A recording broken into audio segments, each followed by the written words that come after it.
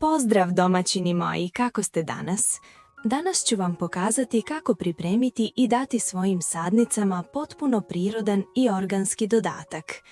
Ovaj dodatak možete koristiti za rasad paradajza, paprike, krastavca, mahune, vlasca i drugog povrća.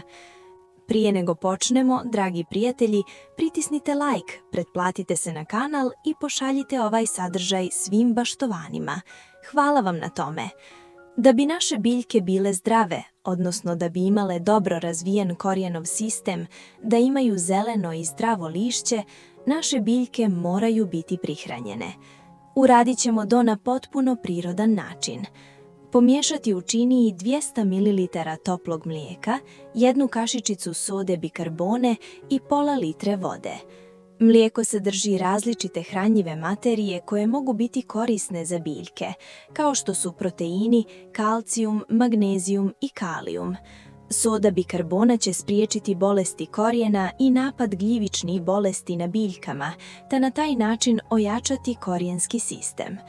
Ovaj sastav će poboljšati rast biljaka, povećati imunitet i otpornost na bolesti.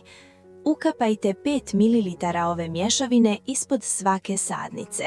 Zalijevajte biljke 2 do 3 puta mjesečno. Ovako pripremljen dodatak je odličan i za folijarnu prihranu biljke.